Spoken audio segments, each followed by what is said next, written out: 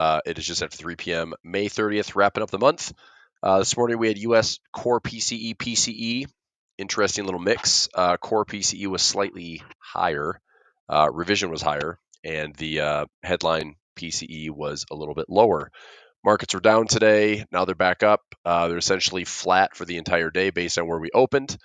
We had a slight gap lower. We are sitting slightly red. Let's review that. I've been looking at the candles, the S&P, the Nasdaq, the Dow, the Russell the last couple of weeks. After the U.S.-China trade pause, essentially, like the tariff pause, once they de-escalated, walk things back from like 125%, 145% back down to like 35%, 25%, whatever the real numbers are right now. We had 1 week of gap and follow through, and then another week sideways last week. This week still sideways. We'll have a look at that here on the charts. So let me take a look at the SPX on the weekly time frame. And these are the candles that I'm talking about. So we are still in this little melt up. I think things are still pretty well supported, unless the bears really take an aggressive claw back down below these moving averages, which I'd go to the daily time frame for that. But I want to pull up the weekly time frame first, because this weekly resistance, this weekly support around 59.60 on the upside. So 59.60 resistance and around 57.70 support. Right now, this is the SPX just kind of stuck between these levels. We're wrapping up the month today. Nothing really got the market moving and shaking this week. It was pretty quiet outside of a Tuesday pop. It's been interesting. Like Tuesday was up all week, and then it faded right back down. This is what intraday price action looked like all week long. So this was, I'll leave that back up here for that chart. Okay. So Tuesday was the only directional day. Tuesday opened with a gap higher and melted up all day. Wednesday faded and faded. Thursday gapped up and faded. Friday gap down, up, down again, up again. Like kind of a messy day. But where do we start the week? Right here. Where do we bounce today? Right at the same spot. Where do we finish the week? Kind of right in the middle. So here's your high for the week. Here's your low for the week, sitting right in the middle. I've got a couple of profit traps that I'm taking into the close today.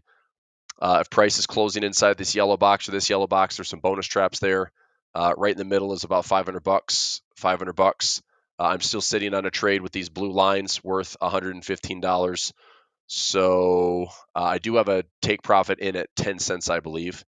Let me double check that here. So I'm looking for, so I put a 10-cent debit in from a 115 fill. It's still trading around 50 cents, which is interesting, the final 53 minutes. That is the trade, right? Yes, that is the trade. I'm surprised it's actually trading that high. But we'll see. Are we going to be able to crack highs for the week? I don't know. We'll see. Hopefully it's just noisy. But a couple of bonus traps here. So bonus trap, top of my iron condor for the day. If we were to blow through these levels, I still have a butterfly spread here. If we were to take out this low and head to 58, I've got a trap down there. So these are all like really small risks, high reward. And then the one I'm trying to watch here is I'd like to see prices stay inside the blue lines. So we'll see how the final 52 minutes close and what's cash settled by Friday. Maybe I get lucky on a little bonus trap. That'd be nice, considering the market hasn't done much this week. So back to the weekly candles. Inside trading here for the last 3 weeks after that U.S.-China de-escalation gap. And then just note your resistance and support. Go to the NDX. You can see the same thing. Candles haven't broken highs, haven't broken lows. It's a little bit different since the market's tried slightly higher high, slightly higher high, slightly higher high, but has been fading off those levels. If we go to a daily time frame, I wonder if this is actually a tiny little wedge. Anything can happen here, but if this was a potential, rising wedge where we don't quite get to the highs, I wouldn't necessarily call that unless this thing is breaking lower. It makes sense. Like if we don't break lower, I'm not going to sit here and call this thing a rising wedge when it's just, maybe able to squeeze up to these tops again. So there you go, Dean. Good work, man. 205 down to 105. Good stuff. Cool. $100. Absolutely. Absolutely. Good. Okay, so that's Nasdaq. Let's go Qs. Same type of look. Are we going to squeeze up here, just kind of make slightly higher highs, higher lows, something like that, where it's just chopping around, chopping around. Does this find a way to actually squeeze to the tops? I would be on the lookout for a potential reversal pattern, though, in case this is a fake out or a bull trap. I don't think that we want to get too excited or too greedy in case this market is going to go, sideways. We have some lows over here that I think the market would respect. And we obviously have some highs. Like, is it justified to see a broader market, bull market, getting back to all-time highs with some momentum? I guess that's going to depend on U.S. government spending, right? Do we pass this big beautiful tax bill? Do we raise the deficit? Do we raise the debt ceiling? I don't know if that's necessarily good for the bigger picture as far as the dollar, as far as the world reserve status. I think we're just kind of deficiting our way to artificial gains. But if we keep pushing these price to earnings valuations on the S&P, or these forward guided S&P earnings, I mean, I just don't know how much sustained strength and growth there is. But can't get super bearish without having some price action roll over, and so far it hasn't happened yet. Okay, Dow looks a little bit better. Actually, let's go real quick back to the SPX. So even if we have a pullback, I mean, there's still a decent amount of support right in these moving average clusters. So 5,700. I mean, realistically, for me, even a 5,700 pullback to a 5,300 pullback, it obviously gets a little nastier at 5,300, but I'd still be interested in positioning for income trades at these lows. I mean, if the market flinched and pivoted so hard at that 5,000 handle, 4,900 handle, I think it would do the same thing. So, if we do end up finding highs, do we, flinch and reject off these highs because we're just too valued, too overvalued?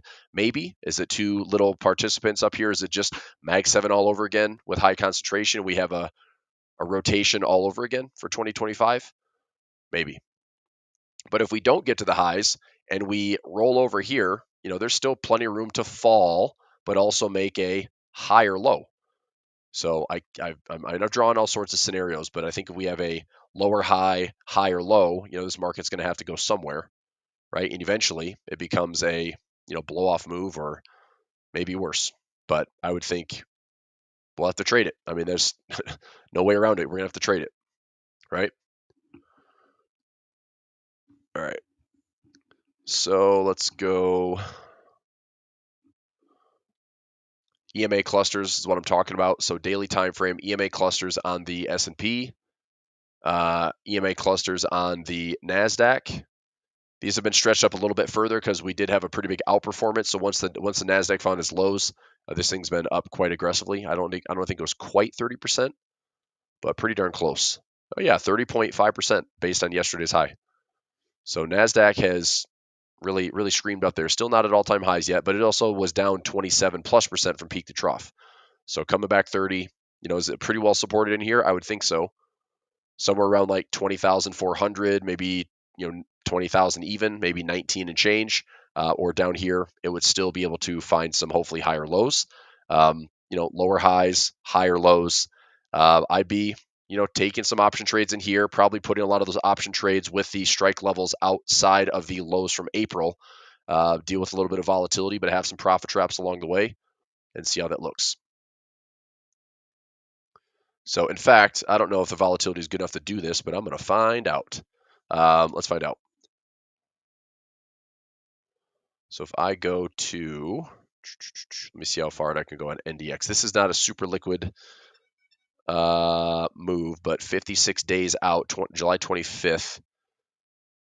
If I did a profit trap here, that can't be right. Oh, that's what sells, duh. So I got to buy and sell. There we go. So if I put in a profit trap here, potentially a little $1,500 profit trap. Now let me see if I went down to the lows, should be around 18, nope, 16.5. So if I went down to the lows, let's go 16.5, see if I can find those trades. Are you kidding me? I can only go down to 17.9? Yuck. And how wide do I have to go to get a credit? Pretty wide. All right, that's not going to work. Let's go to the monthly. Maybe there's better liquidity here. How low can I go? Yes, I can go way down there. Good. All right, so if I did a at the money or close to it, let's say I do the 21,200. It's 25 wide. Go down for a little bull put spread around 16.5. I think I'm going to go, let's go 17.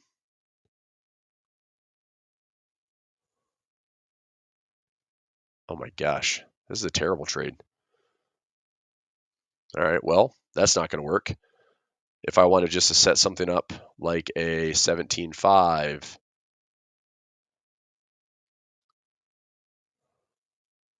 go here. So that's a lot of credit. Still a terrible trade, my gosh. I mean, probability profit is extremely high within 49 days, but I'd have to tie up $20,000 to make $270. It's not a great return, if you ask me. That's a lot of potential risk, and no thanks. So I can't believe the Ivy rank is still 45 in the NDX, but those strikes are just so far apart. I just don't get the levels that I want. Maybe the August. Are they any tighter here? Probably not. Can't go down low enough. Bogus. End of the year? Still 100 wide. Crikey.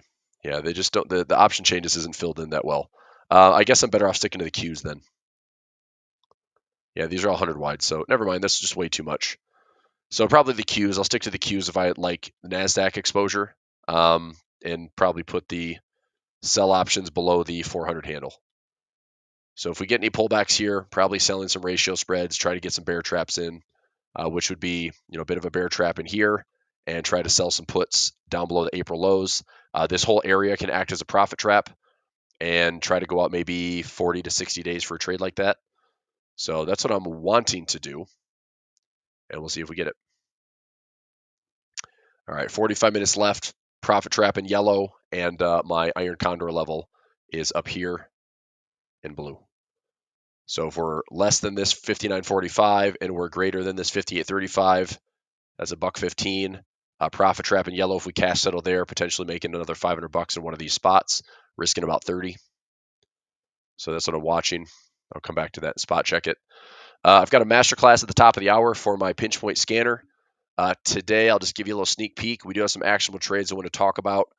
NWSA was one of my top picks, down from 10,000 stocks to 6. Decent volume here. NWSA, let's have a look at it. So it's been coiled pretty well since early May. It might take a little bit longer, but I'll have a look. How does this one behave with some consolidation? Usually pretty well. Let me find a timeline here. So September, yeah, about 30 to 60 days, it's ready to move. I think this one looks pretty good. So I'm going to price this one out for pinch point. See if I can pop in this trade. This will go into my pinch point scanner alerts, but I'm going to price this one out. So this is NWSA.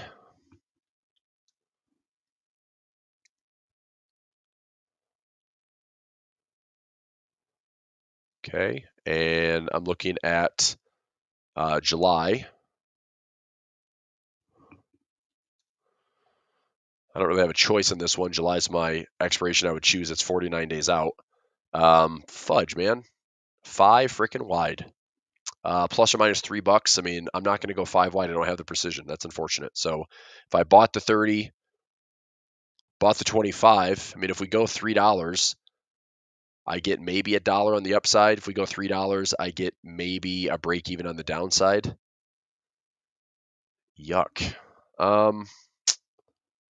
I mean, that's the most I can lose for a long strangle. That's not that bad.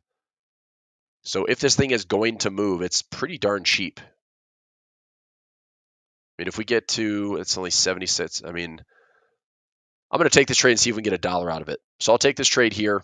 50. I mean, see, hopefully I get filled at like 50 cents. Let's see if we can get filled at 50. 50 cents is the most I can lose.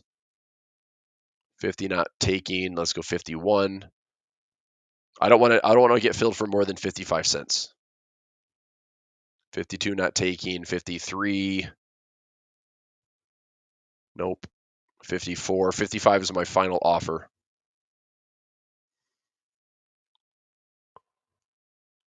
Interesting. I'll try 56. I did 66 yesterday for a strangle. 56 naturally takes. Okay, so 56 got taken. I'm going to post this real quick. This is going in for pinch point scanner.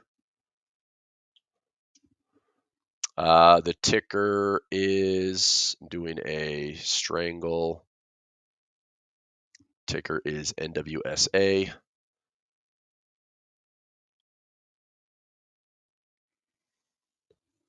And it's a 30 by 25. So pretty cheap. IV's 34. Okay, 34.6. Yeah, we just need a mover.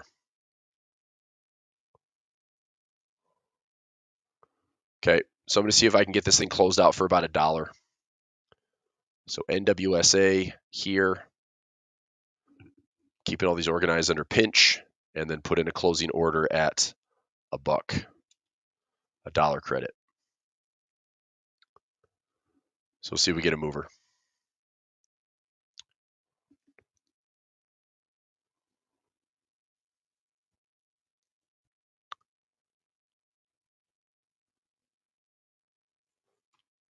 Okay, let's have a look fundamentally for a second. I mean, I don't care. I'm able to trade it either way, whether it goes up or down. I just want to see some movement. So here's NWSA. I mean, shows like it has some promise. Okay. I mean, discounted cash flow shows some move potential, about 50% undervalued. Versus peers, New York Times. Okay. So let's see if we get a move. I'll set the take profit at $1. All right, I'm going to put this in my scan for pinch point. So new trade, NWSA, 7/18 expiration.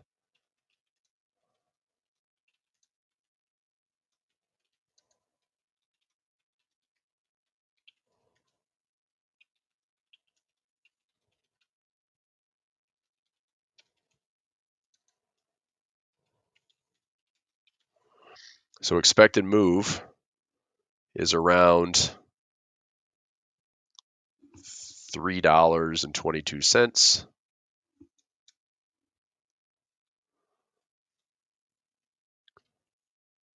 And although these strikes aren't perfectly precise,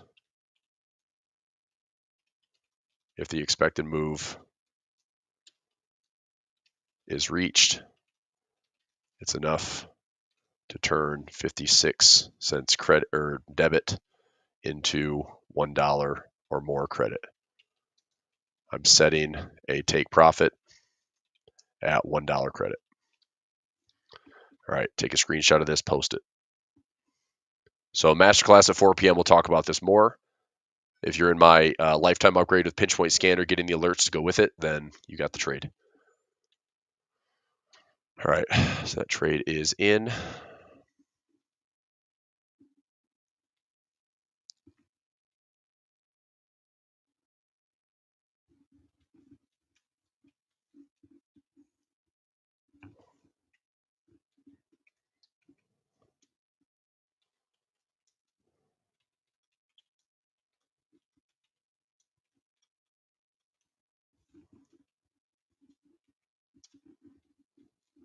Okay, see what happens.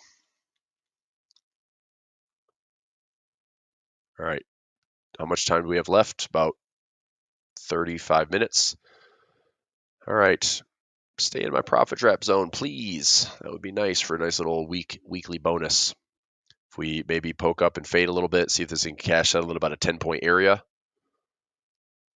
Did I? I thought I did pinch point. I did not. I posted it right here in my pinch point live trade room. That's where it should go. So this is only for everyone that's in my pinch point scanner with the lifetime scanner plus my 12 months of trade alerts. That's where I posted it. So it is there. Larry, by the way, I did send an email out today. Are you good? I know I tried to get you, your crash insurance masterclass. Also tried to get your Project Options Edge access. So I think you should be all set. I do have a. Here, I'm gonna email you a link. Actually, give me a second. I've got your email here, so I will send you an email right now, sir.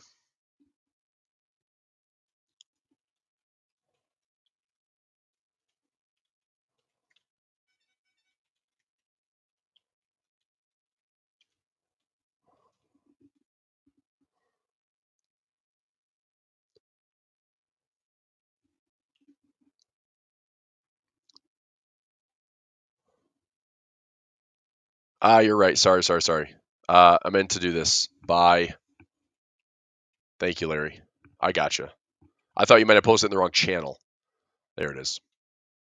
So buy the 30 call, buy the 25 put for 56 cents. Thank you. There we go. The picture that I have is correct. Buy the 25 put, buy the 30 call. That's correct. There's my little, tiny little risk. It's 56 cents. But, if we go, $3, $4, it's enough to cover hopefully close to 100% gain on that trade.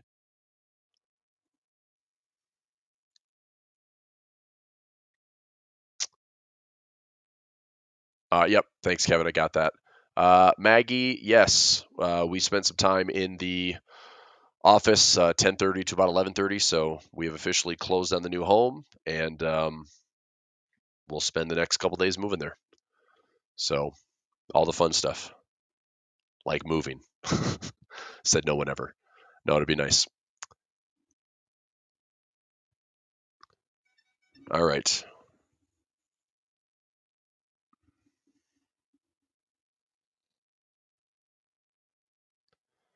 In fact, we are kind of spot checking movers.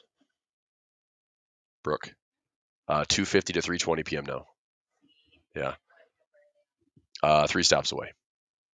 So anyway, we had some logistical challenges today with the movers. Originally, it was like an 11 to 1 window. Now it's being pushed back to about 3 o'clock. We technically don't have keys yet, even though we have closed, signed the docs, and we're just waiting for like the funding and record. So, I mean, I did all the wire. We signed everything today, but we should be able to get our keys hopefully in the next couple of hours. So my work hours, like movers come in. We have washer, dryer, refrigerators come in today. So otherwise, we'd have to reschedule it to next week. So I was like kind of annoyed that it's like if we can't make this delivery today, yeah, if we can't make this delivery today, that'd be very frustrating. All right, good, Larry. So you got it for Project Options Edge, is that correct? Yeah. All right, cool. All righty. What else? So I'll keep spot checking these over the next 33 minutes, watching some of these levels. Put the trade in for NWSA. Let's go back to the pinch point. Again, I'm doing a masterclass here at the top of the hour talking neutral strategies today. IONS. What do we have here? Pharmaceuticals. Interesting, this one's come off the lows and somehow performing well compared to other healthcare sector related instruments. Don't love this one, but you never know. Got some movement with a lot of potential. Let me check on something here. IONS. This one can probably stay. This is in the go? Interesting. Let me see this guy. Look at IONS. So we've got a go filter, huh? Okay.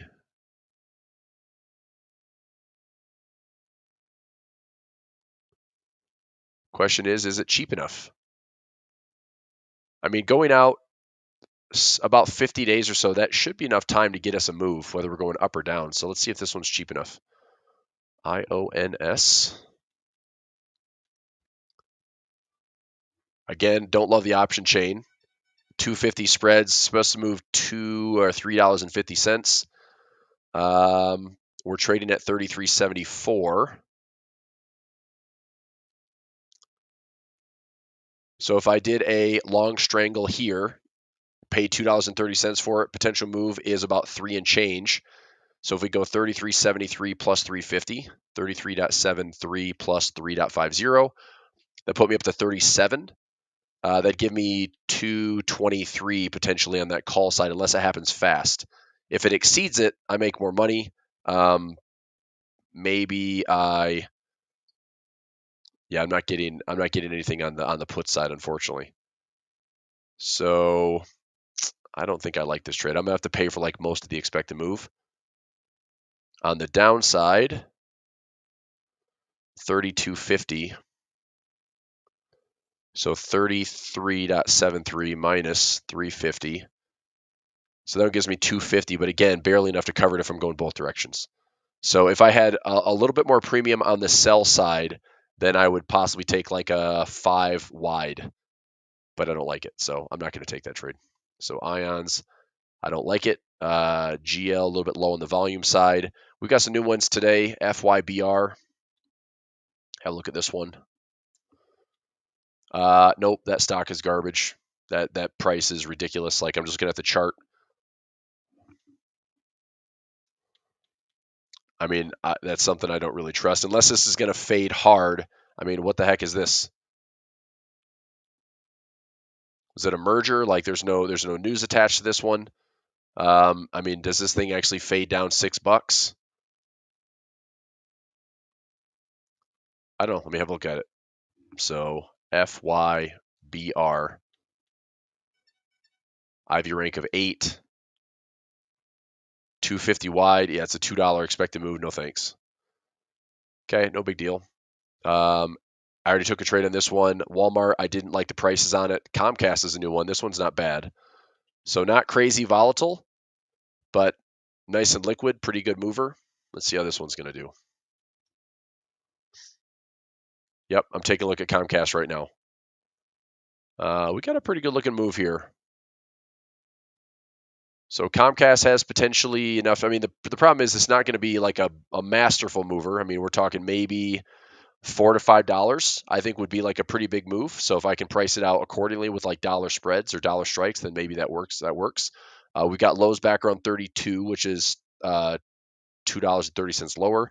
We got highs around 37-ish, so about $2.40 higher. Let's see what it says. Okay, we got a dividend announcement. We got earnings. I probably want to go past earnings, but I don't know if I'm going to have to pay for all of that. If I did a 35,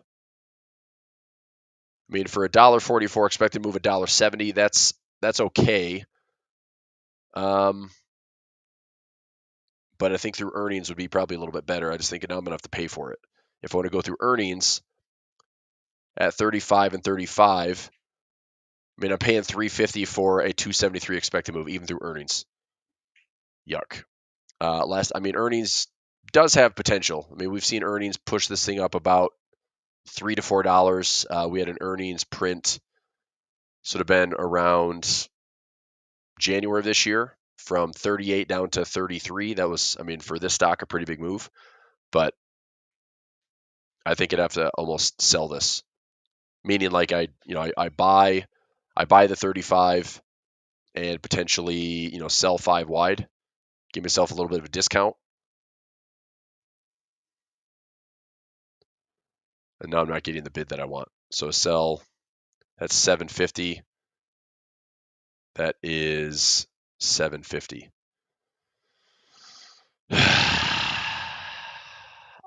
The strikes are just making it challenging, right? 250 strikes and it's only moving a couple of dollars. I'm just probably not going to get the move that I want. So I'll pass on Comcast. That's okay. I mean, I'd rather spend the time, finding trades, and then if they don't price out the way I want, then I don't take the trades. Verizon, I'm in. FCX, that's a slow mover. I could take a look. Costco had a big move today, so unfortunately, it was ripe. But Costco had earnings today, and it's already starting to make a move. So this one was ready for a catalyst, and we had earnings today, so that started to drive it up. Costco would have been pretty pricey, by the way. $1,000 is up $49, but I mean, it's already too late. Like that would have been a nice little coil here for the last month or so. But now that it's already moved, I mean, about $50 in one day, I'm probably gonna have to pass on that one since that's not what I want to see. Had it been, just a little bit, like a little bit before earnings, then sure, like that's just looking nice and coiled, nice and pinched, and maybe a trade that we get with that explosive move. But until now that I see this, I'm gonna pass. PepsiCo, Macy's, Target, Affirm, Palo Alto. I think we did some of these yesterday. BSX we did yesterday. Okay. I wanted to look at Target, make sure Target's still a viable option today. Target trading at 94.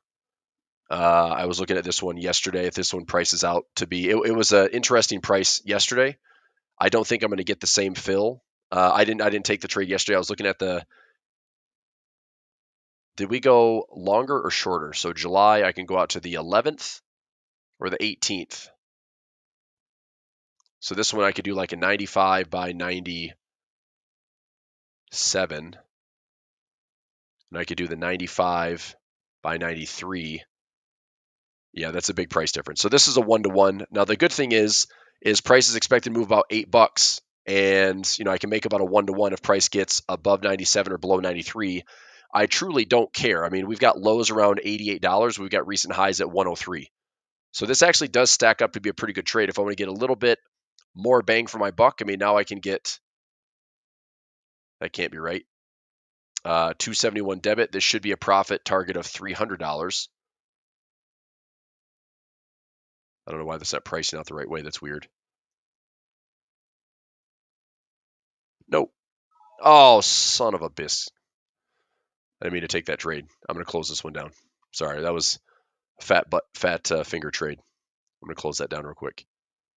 Target, 1, 2, 3, 4. Close, 270. Of course, I'd have to eat a couple of cents on that one.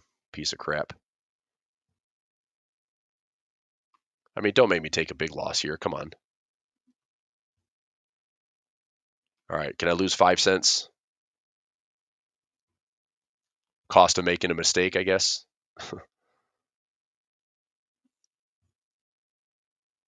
Come on, Tasty, get me out of this trade. 5 cents. Dadgummit. Or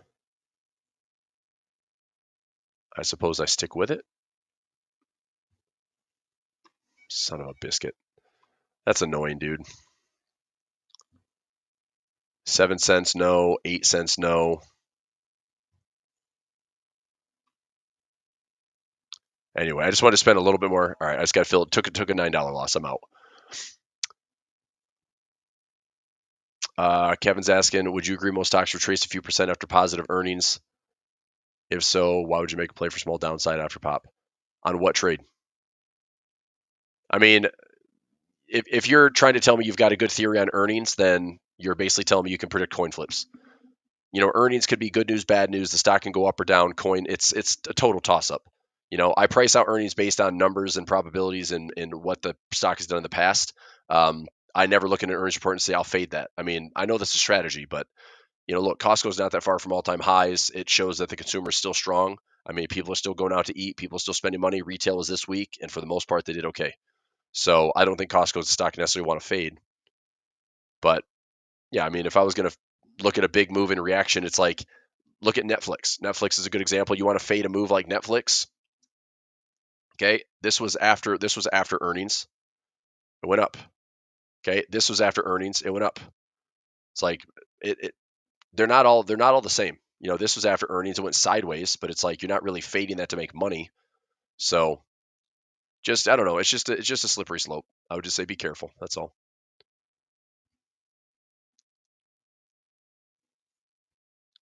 All right, so I got out for that one for $9. I'm gonna price this one out again. I don't know why it was giving me like a weird fill. So let's go this account. All right, so July 11th, I get better strikes in this one. I mean, I do think that an $8 move is expected. We are relatively pinched in Target, which I like. Lows around 88, highs around 100 plus, I mean, that's a $5 or $6 move. I need this thing to maybe go. So if I buy the 95, buy the 94, and then I were to sell, I mean, this is pretty cheap if I did it this way. For $1.77, I can make, I don't know why that's giving me such a crappy, oh, I know why. Never mind.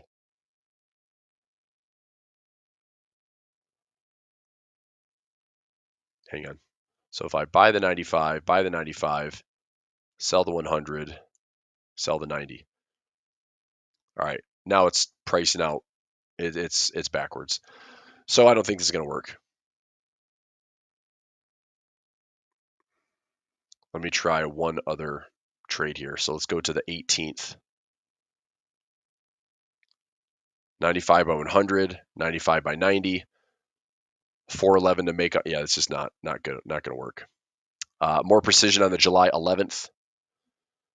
But I guess the better way to play this would be if I just go up a couple of bucks.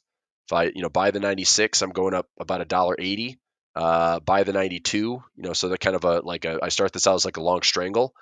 And if we get a $7 to $8 move, that put us up towards, $82. So if I go up to, I'm sorry, 94 be up to about 102. Well, if I sell the 100 and the 92, I go equidistant, so like $4 wide to $4 wide, I'm still getting a backwards reward to risk.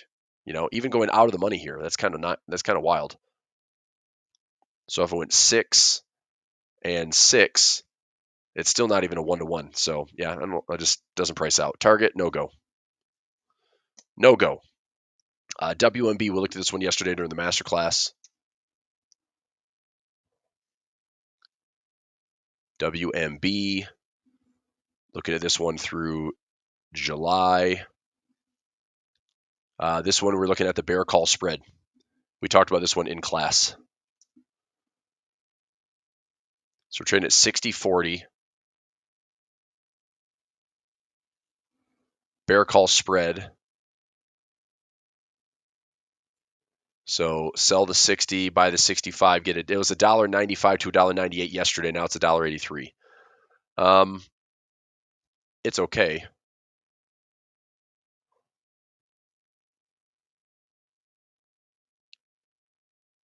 So if I go just slightly out of the money, no premium. If I go at the money, our break even is about 61.83.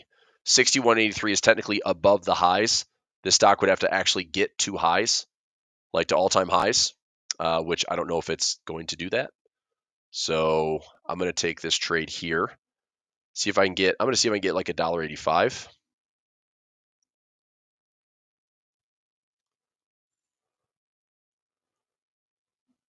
Okay, let's try this one. $1.85 not filling. Come on. $1.84. I don't want to go lower than $1.80. $1.82.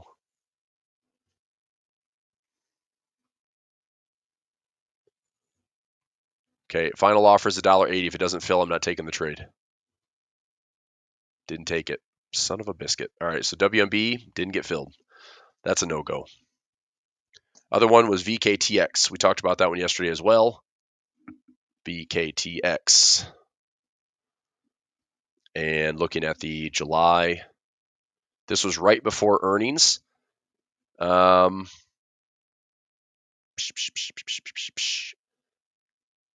Expect to move about $5.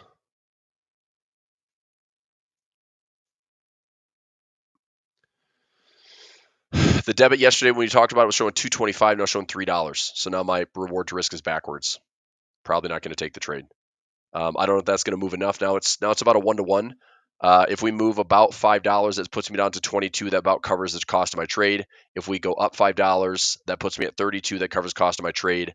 It's too efficiently priced. We'd have to have like a big outlier move, and I'm just not getting a good price for it. So, okay. I mean, we talked about them yesterday. I looked at Target, looked at WMB, looked at VKTX. Sorry. So anyway, we'll talk about some more in class in the next 15 minutes.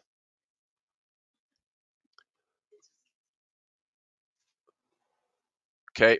All right, what else? Let's go. I didn't really take a look at currencies today. Curious what's going on there. I'm still watching my levels on the day. So profit trap, stay in between my blue lines for a full profit. I still haven't had that trade close up yet. My DPP play today, it is still trading for $1.15. It's still somehow like trading at 40 to 45 cents, which is crazy for the last 15 minutes of the day.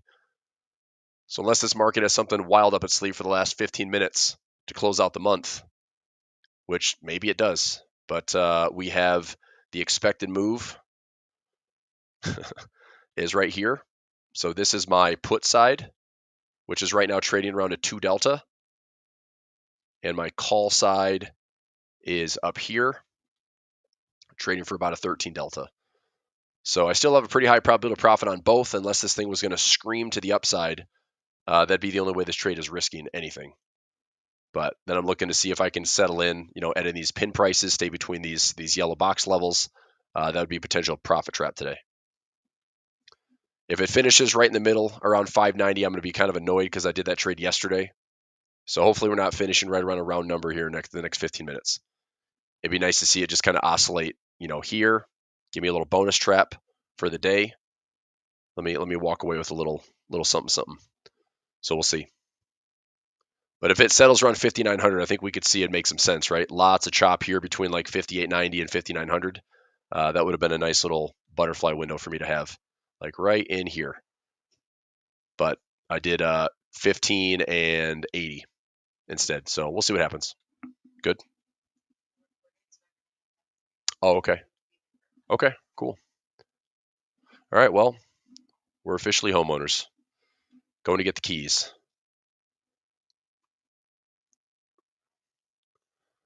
All right, currency strength. The old Canadian dollar. Getting to the top of the food chain today. Japanese yen back to baseline. Everything else pretty choppy. Not much going on there. Aussie CAD. My pullback is coming. Nice. I want to see if I can get like a 50618 pullback on the Aussie CAD. Let me put in a box here. I'm going to buy that swing and look for a entry and then move up to symmetry. Stop loss below. I like that trade. Aussie Swiss. I'll see how this one plays out. If it starts to pull back a little bit more, I'll just wait for a trend line break, stack up some more orders. This is my profit target right now. That's what I'm doing.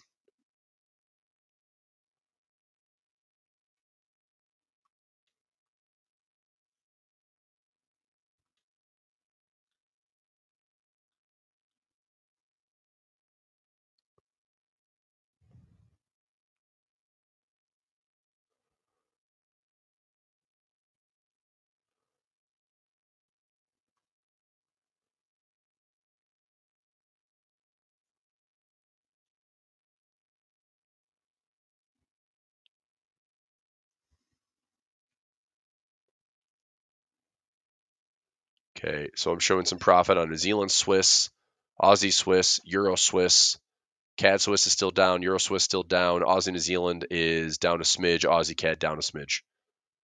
All right, still watching those.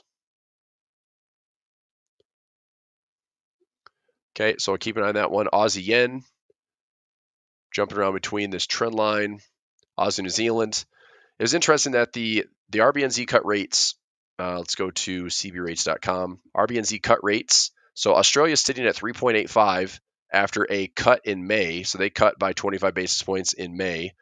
So did RBNZ. So they're at 3.85. New Zealand is at 3.25. And yet Aussie New Zealand is actually going lower, which I thought was kind of interesting.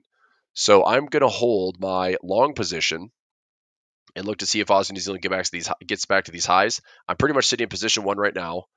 I'm going to put in a position 2 at 106, position 3 at 103, and position 4 at parity, like 101. It's actually 1.0050. And I'll just kind of build and hold and then wait for a pattern if it comes all the way down and then take a big range trade.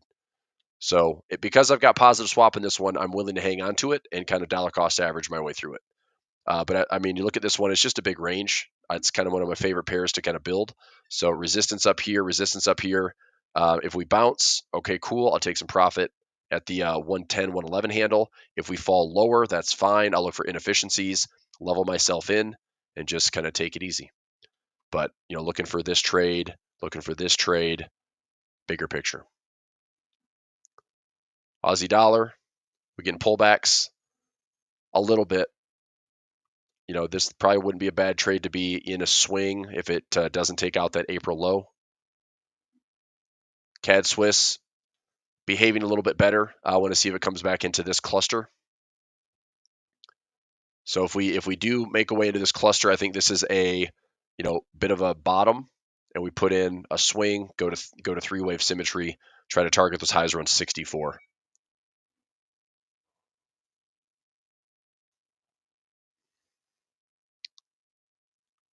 Okay, my top trade should be 45. Yeah, so top is at 45.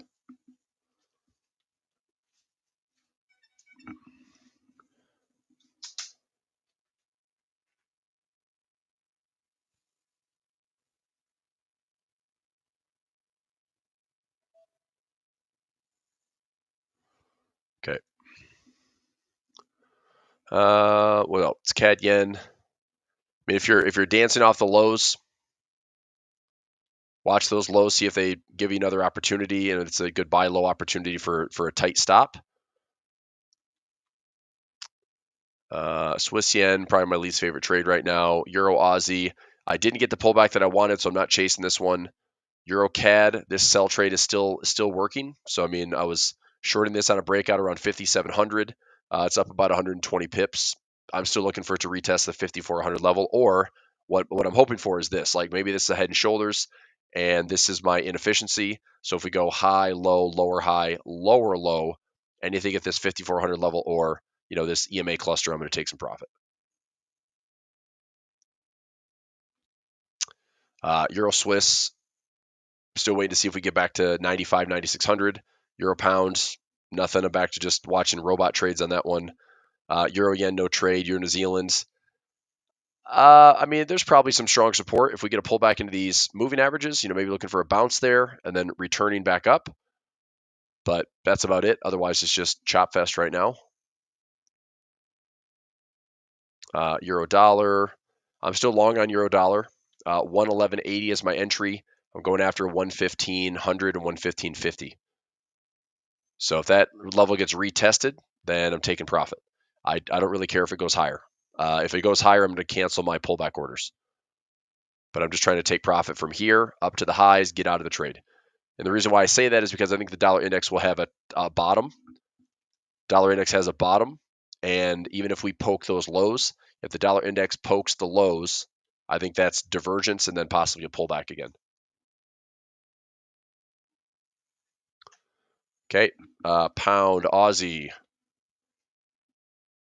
Could be a swing trade here, but you got to be willing to take the stop loss really high, which I don't know if that's going to be fun or not. I mean, obviously trade size, you can do that, but you're looking at a daily profit play just closed out for 10 cents. I'm going to update that right here. Daily profit play update 3:53 p.m. Eastern Time. DPP entry $1.15, closed 10-cent debit. Nice win. So the day seemed pretty chill, and we wrote it out. So we'll take that winner.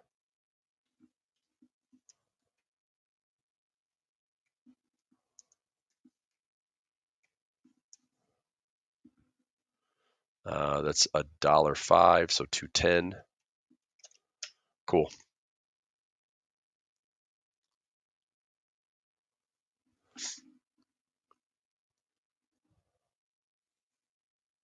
All right. I haven't seen a comment in a few minutes. How are we doing? Just walking through some currencies. Pound CAD. It actually looked good for a sell opportunity. Anybody short pound CAD? Anybody taking some stabs at pound CAD? Did oil do something today? Like, what the heck? Oil didn't do squat today. What happened to the Canadian dollar? Do they have news? Like, Why is all the CAD crosses moving today? Any news out of Canada? No. Consumers, what's the inflation expectations? See this on Bloomberg versus Forex Factory. Bloomberg, refresh.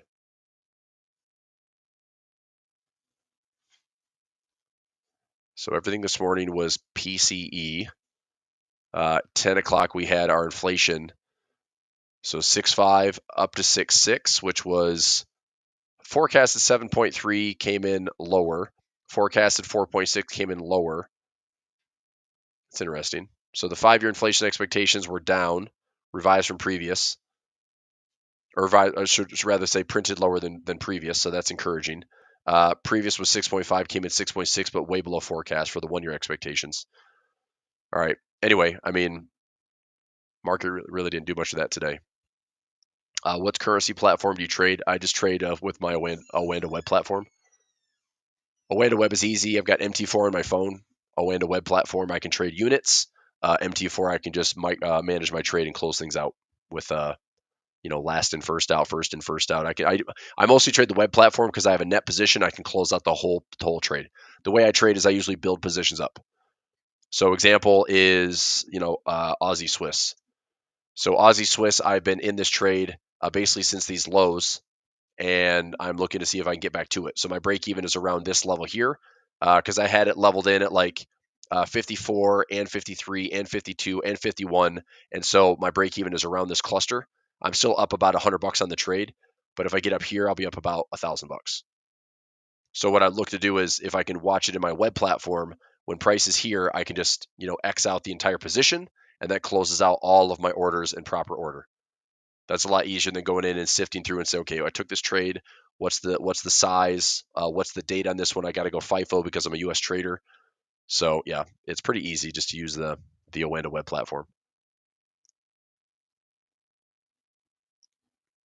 All right, where do we leave off? Pound CAD. Well, I mean, if the old pound CAD wants to come back here, I don't think this is a bad trade. If I looked at a pullback, area 1, still be willing to sell the high, area 2, and then maybe an ATR stop above that. But again, looking to see, does it come back down to moving averages? Maybe it does, right? Okay, pound Swiss. This one I was still long on. We came back close. I mean, I was looking at a 1250 to 1350 profit target. I still like this currency pair to try to get back to these highs. So there's a nice pocket level. We haven't quite gotten there, but it's obviously sitting at the 200 moving average. So if it offers up a pullback first, I think we could have a low, maybe a higher low, and then still get a swing trade that gets this thing up to 114 or 115.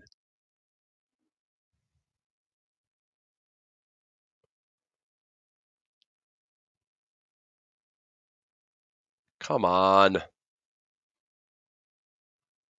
Give me a bonus profit, would you? 58.05. I'm looking at 59 and change. Where the heck did it go? There it is, this one. So this one's up about $75 right now. I think I'm just going to take the profit if I can. So 470. Close this thing down for, see if I can get out of here for like $4, maybe $3.90. It's a little slippery, as you can see. All right, I just took another $80 out of that trade. So I've got $80 out of this position, 105 out of this position. And, I'm sacrificing some here in the next 2 minutes, but if we don't close, so the 59.15 was my level, right? So if we were at, I watch this thing close it right at 15. This would be a $500 winner. If this closes at 59.15, that's a $470 winner. And I just took $80. But if it's below 05 or it's above 20, I guess above 20 or below 10, then I don't make anything on the trade. So it's pretty slippery. So I'll take it. That's not bad. Trade about 360, 370, 410 ish. You can see watch it right here. Like, it's slippery. right? If it comes right in this wheelhouse here, we got 1 minute left. See where this thing settles. I'll do the exact math on the cash close, but you know, I want to secure some extra bonus profits today, so I grabbed another $80 out of this one. But if we close, you know, 59.11, 59.12, that's $100 per point. If we're below 59.10, then I make nothing on it, and I was risking like $30. So let's see where cash settles here in 1 minute at the close. We're at 9:09, 9:10. I've got a live feed at 10:17, 08:63, 07:06, 07:06. This says 09:96, 59.11.29. If that's where it actually settles, again, it'd be broker dependent here. But if this was the actual close at 59.11, then technically that would give me a 137 bonus trade.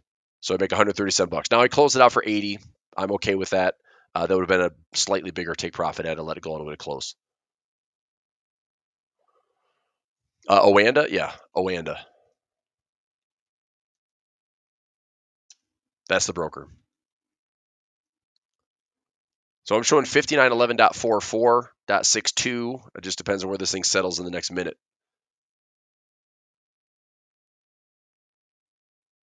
So this is showing,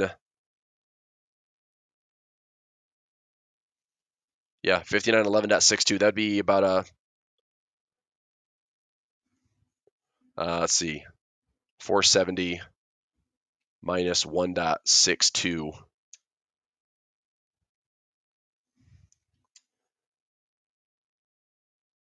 So that should be, if it was down to 59.12, that'd be a $3 bonus trap. 1, 2, 3. No, I take that back. That's about a $1. Yeah, it's about $1.68. So if that's accurate, it should be about $168 bonus trap. I still closed it out for $80. I'm happy on the day. That's 200.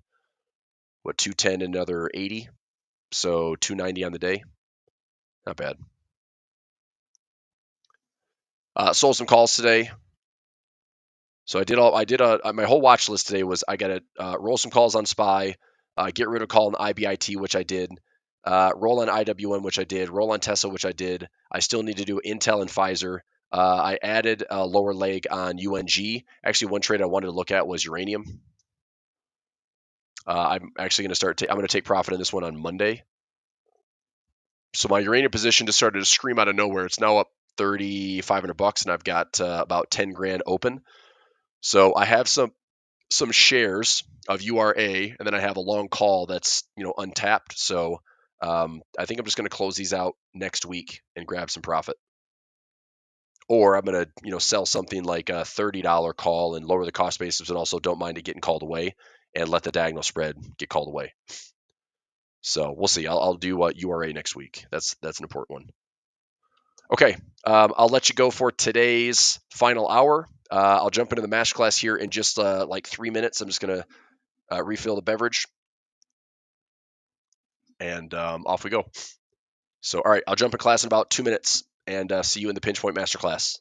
Everyone watching today on YouTube, thanks for tuning in. Have a great weekend. Kindly hit that thumbs up button for me. Support the algorithm and the channel. Let YouTube know that you like the content, and we'll see you next week.